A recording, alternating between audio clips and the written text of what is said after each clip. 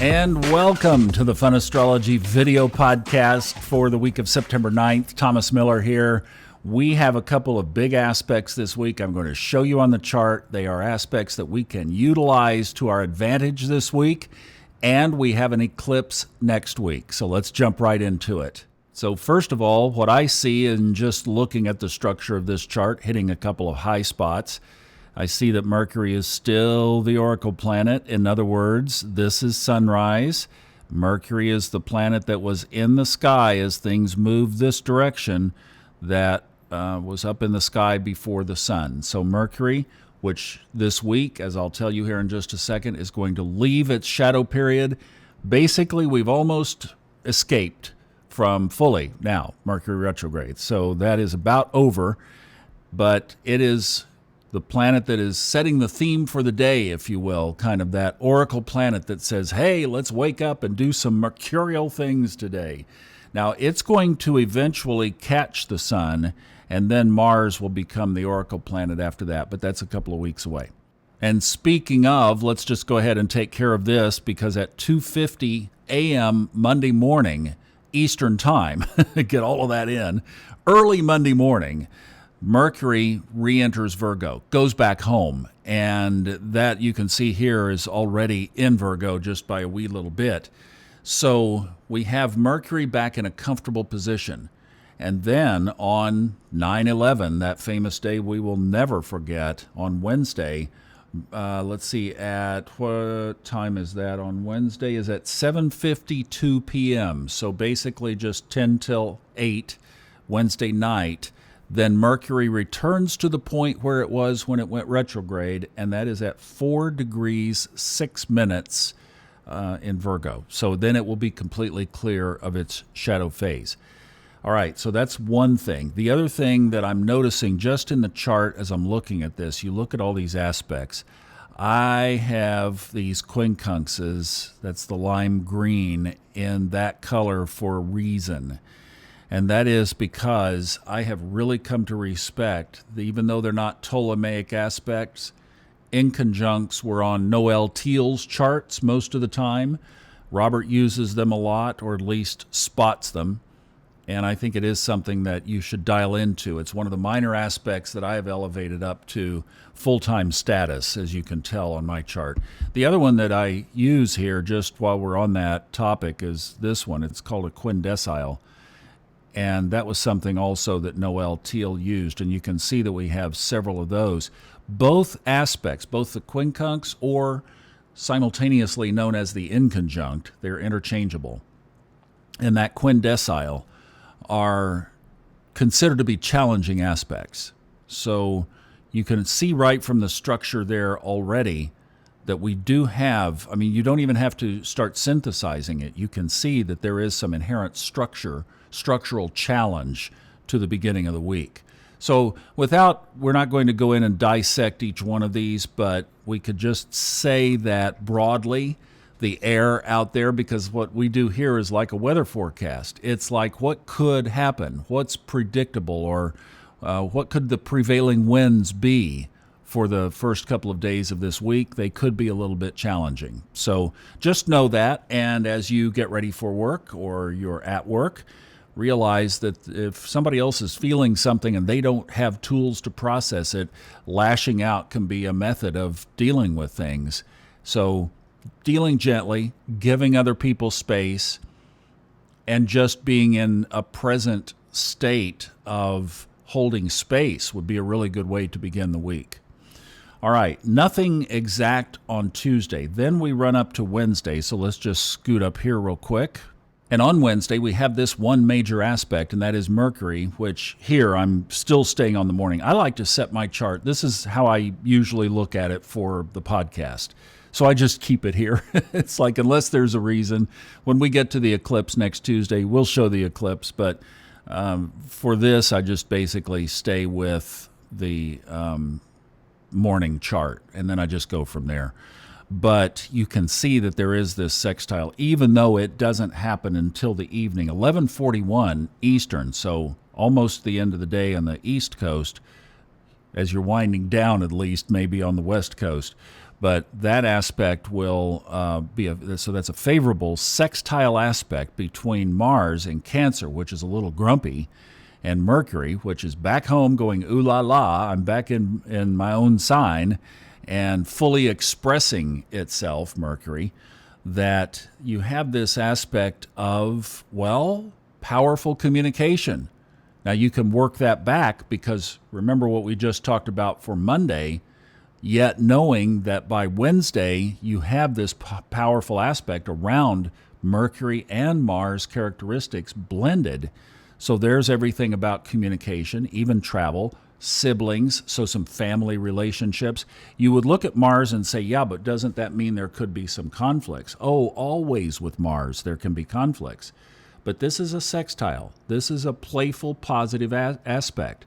So we can rest in that, knowing that, well, even if we temper our emotions or we just mind our emotions, because that's what Cancer rules, that Mars isn't stirring them up, then we can move forward and even more boldly, and we might take a chance to, like if you're making a presentation, one of the things they talk about in sales, is sometimes you have to hold your position against that prospect.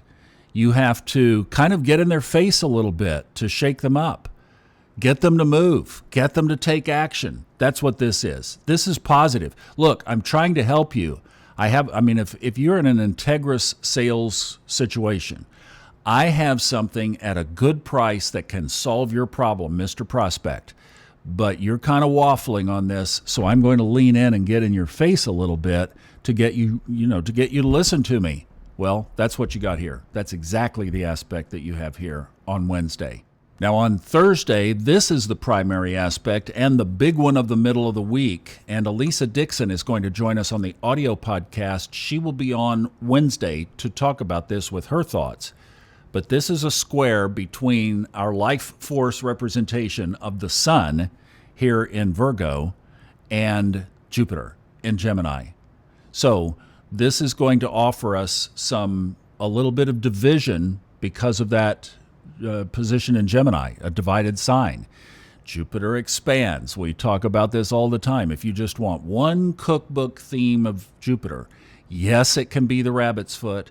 Yes, it can be good luck, but it really is about expansion, making bigger what's there. Now, this is a square, and on the audio podcast, I talk about this on Tuesday. We had some recording with Robert Glasscock over this weekend, and we were talking about this in a question that I asked him, and he got this from one of the old book that was published in 1960, The Combination of Stellar Influences by Reinhold Ebertin. It's a synthesis book of midpoints is what it is. But in his introductory chapters, he mentions that square aspects and oppositions are aspects of action. So what action can we take around this in order to resolve this tension that this aspect in the middle of the week is going to be presenting for us? By the way, on Thursday, this happens early in the morning, 10 minutes before 7 Eastern is when this happens. So that's why Elisa is joining us on Wednesday so that she can get us ready for it. But basically what, to me, this is saying is one thing. Because Gemini rules the mind, Mercury, that's the other sign that Mercury rules, that Gemini rules the mind, and so here's the expansion of Jupiter in the sign of the mind, hitting us, our life force, the sun. That you look at this and you can say, where in my life am I telling myself something that is holding myself back? Because Virgo wants everything in order. It wants everything perfect. It wants everything exactly right, at least organized. And Virgos are wonderful, awesome employees. They're meticulous. They get the job done. You can drop the project on their desk and know that they will get it done on time, delivered right. And when they feel that something is not right, they can be very critical. That's their way of responding, like we were just talking about. So on a personal level, this aspect could be interpreted to say, what am I telling myself here?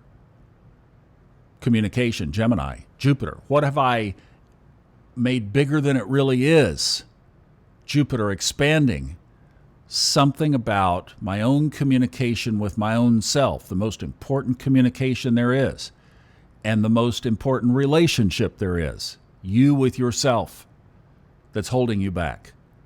So spend this week, especially the first half of the week, working through that, resolving it, coming to grips with it, getting real with it, understanding it, looking at it for right what it is. Right across here, definitely in this opposition aspect, is the get real planet of Saturn, which of course means it's in a T-square. But, well, and the get real planet is in Pisces, of lies and deceptions. This is part of what's coming out in our world right now as these truths are being exposed in various different areas. Saturn is saying, get real with what's actually going on here.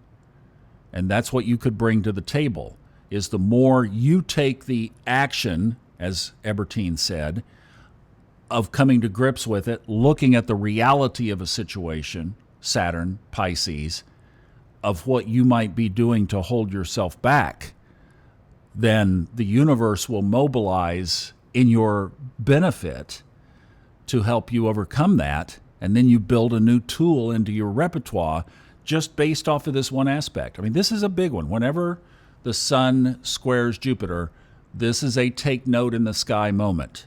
So don't overlook this. Don't let this lapse. It's a big deal. It's a big aspect. And it's there to support us if we will do the work. Now let's hop up to Sunday. We hop over quite a bit of real estate. It's quiet before Sunday, but look at this for Sunday, and this is big. And Kristin Lawhead is going to join us Friday to talk about this because she has this as a lucky stars, as she will tell us on Monday in the podcast. But this is, look, so we have an exact aspect at 20 degrees between the two benefics. So just a couple of days and look at how this aspect energy has changed and shifted, because this aspect is positive. It's a trine. Not only that, it's in a big grand trine. In other words, 3 trine aspects in the same chart. Venus also trines the moon, and the moon trines Jupiter. So that completes the triangle. And this is a really favorable day. I mean, this is so, as we get through that Sun and Jupiter square that we just talked about, and you come to this, so after we clear that, then we get to experience this, because look, Jupiter is, I don't think, some people argue that Jupiter's in a less favorable position because Jupiter rules Sagittarius and Gemini is in the opposite sign. I don't know. Jupiter to me, and see, I have Mercury in my own chart in Sagittarius, and Mercury is the ruler of Gemini. And I mean, you have to be careful. Basically, you have to be careful. But I don't have a lot of problems with Mercury in Jupiter's realm, especially since Jupiter is in there too. So I'm just saying, let's don't worry about the fact that Jupiter is in Gemini. Gemini is a divided sign. So whenever we deal with Gemini, we always have to look at 2 possibilities. We have to especially look at both sides of the coin, and even 2 coins.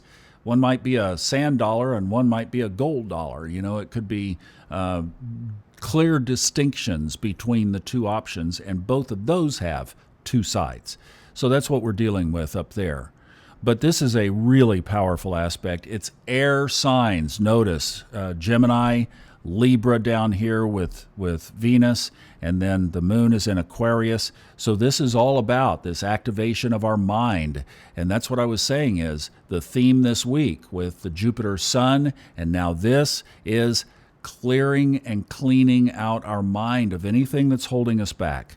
And this aspect just, boom, gives us the emotional support, the independent support, because that moon in Aquarius is saying, hey, step up, take action, be your own self, cut your own path.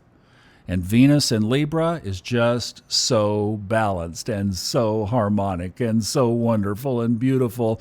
And we only have a little bit of it left. But boy, what a great way to wrap it up, that it goes up there and aspects Lord Jupiter, the expander, the great benefic, the planet of expansion and good things in our lives.